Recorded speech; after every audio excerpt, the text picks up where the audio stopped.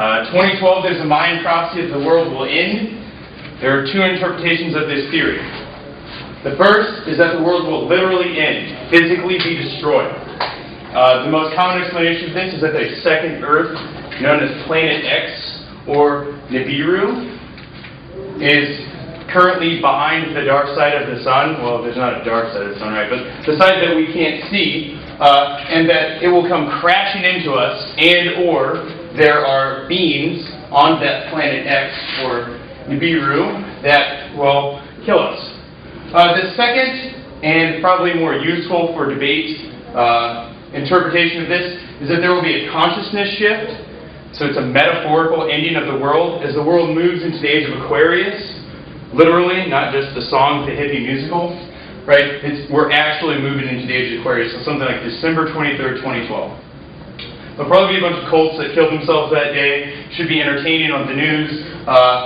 So fun for debate. But cards that you could use or arguments that you could make, I think, surround the consciousness shift, right? This could be answers to the K.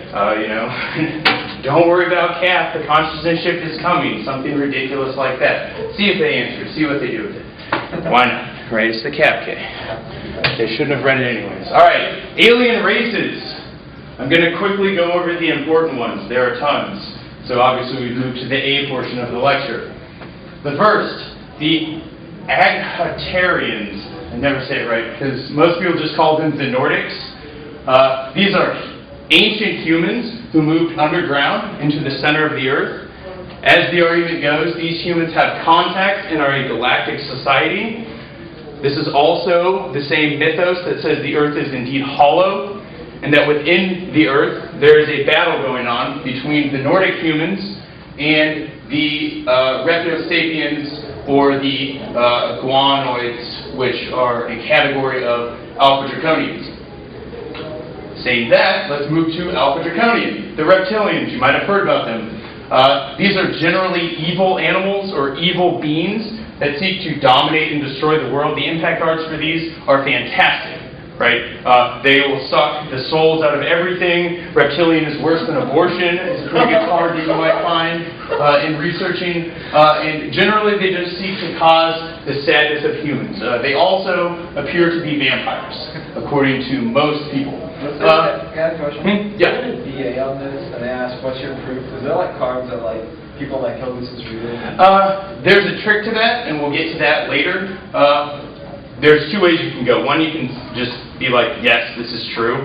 I think that's the weaker way. The second is you can hide real arguments within these arguments and say that these are metaphors for larger arguments that then end the block. You're like, haha, it was a critique of fiat. Haha, it was a critique of whatever. And then they'll be like, oh, caught with my pants down. The 2AC didn't do any work on that. They just complained. So I think, yeah, we'll get to that. The types of Alpha Draconian. One, hybrid reptilians. These are genetically spliced humans. There are a lot of sites that say these are what vampires actually are. Two, guanoids. This is the sorcery class of reptilians. They're violent towards humans, reptiles, and other greys. They use dark magic, and they often wear robes. They also like long walks on the beach. The Nagas. That's who's fighting the Agatarians, or the Nordic people. These are the underground reptoids. If you've heard of the argument about Nazi dinosaurs, it's in reference to the Nagas, who supposedly have an entry point to their base into the center of the Earth on the South Pole. The next is blood, or I guess an important category about the reptilians is blood legacy. David Icke writes a lot about the way, so you all know of the conspiracy theories that are like the Illuminati runs the world, the Masons run the world. Are you somewhat familiar with these? Yes. Okay. In that same vein, David Icke writes that there's a blood legacy of reptilian aliens that control the world. It's almost identical to the Masonic tradition of conspiracy theory. So, one-to-one almost. But the cards are pretty good. They say stuff like fast food is controlled by the reptilians. It's a plot to take over the world. We'll all get so fat we can't take space shuttles, something ridiculous like that.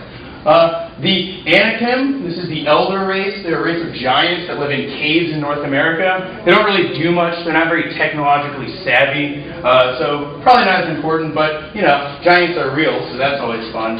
but, largely irrelevant. The Andromeda is a very important group of aliens.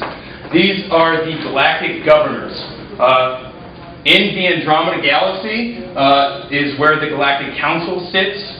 If humans hope to get on the Galactic Council, we have to become buddy-buddy with the Andromedas. The Andromedas currently now are non-interventionist. There's something like 1,800 reptilians on the Earth and 10,000 greys living under the Earth, according to some sources. Very qualified. And the Andromedas want them off. So it is the case that you might find cards that say we could work with the Andromedas to help us, but they really don't want us to know we're here, so only certain members of the government get to know.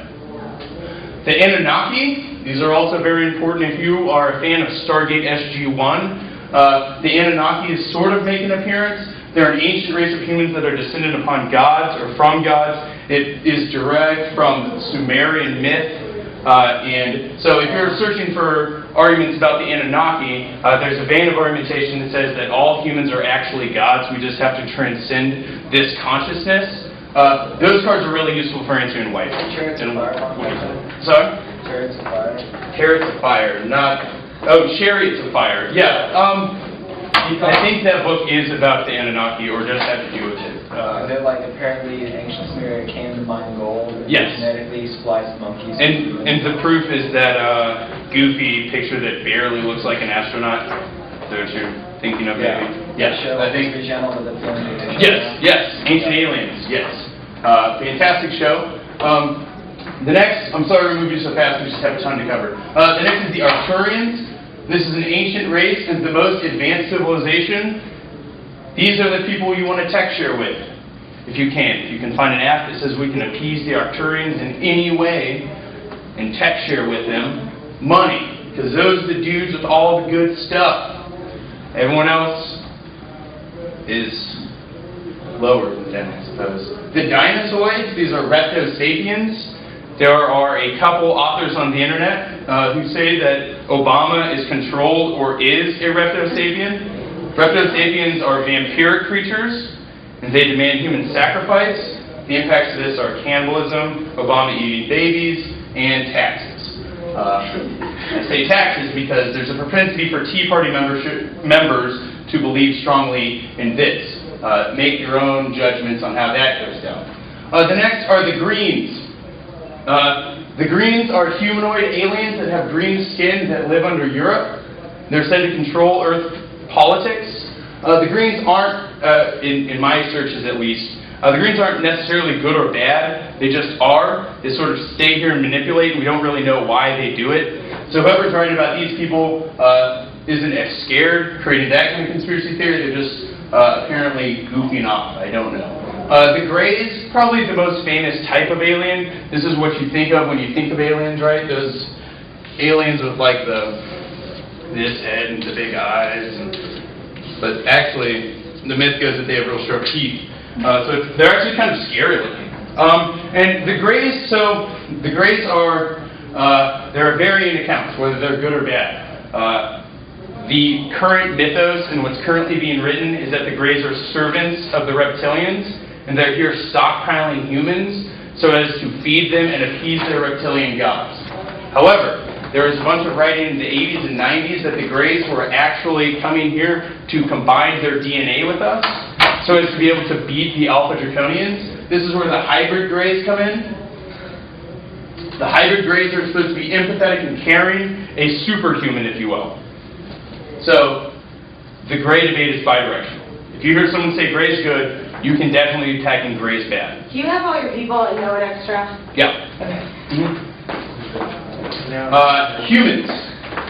There are three groups of humans. Group A are ancient humans that were taken long ago and made servants to the Greys, literally hand servants.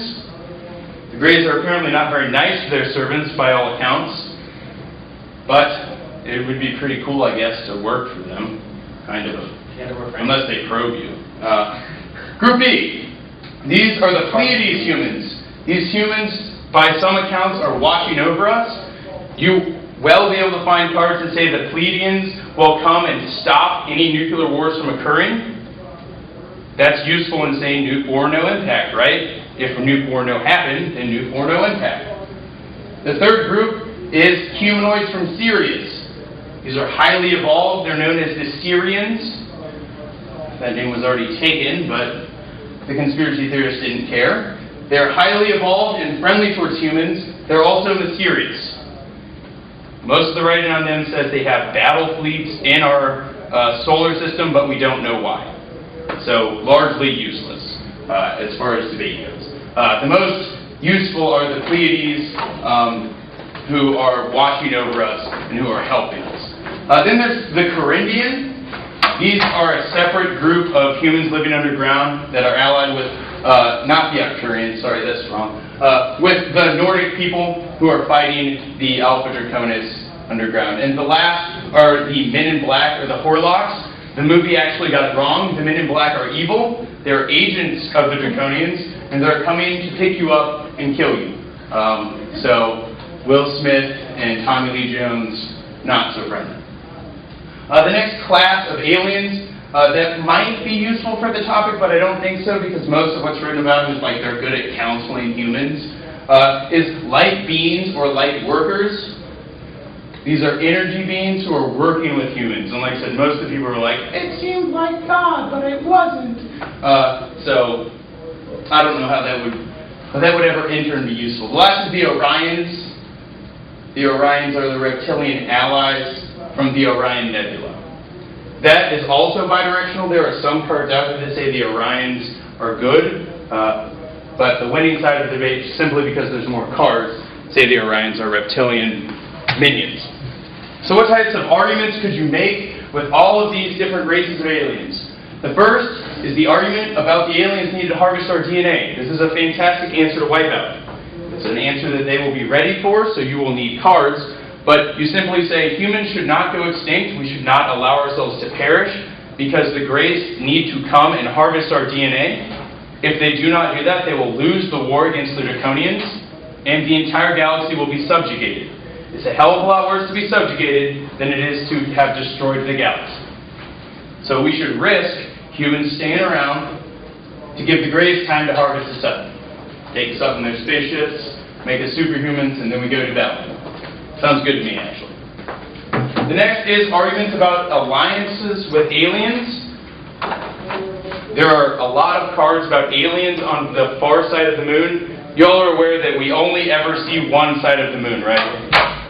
There's one side that we never see and one side that we only see. I think the new Transformers movie is also using that myth as well. A little bit, but so for like moon mining apps and helium-3 apps, there might be an argument having to do with the moon. actually.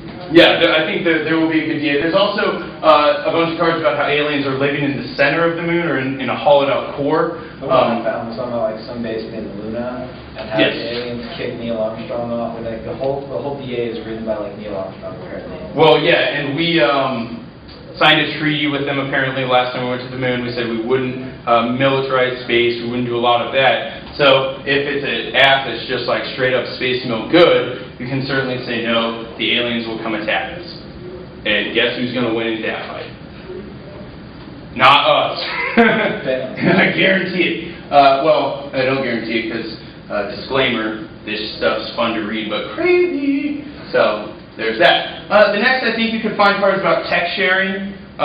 There are some in the Brandon file specifically, some cards that are about how aliens want to share their tech with us so we can defend ourselves. Now, there are also arguments that they won't because we're not civilized enough. We need to become more peaceful.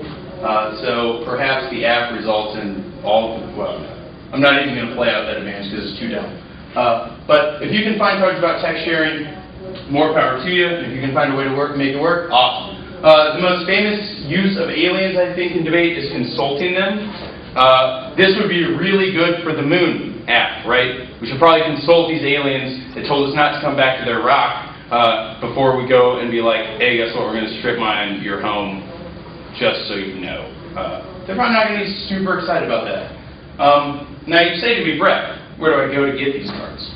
If you go to the Google and you type in reptilian, you will get a lot of hits and you will not have fun sorting through them. So I recommend 4 sources. These are the go-to.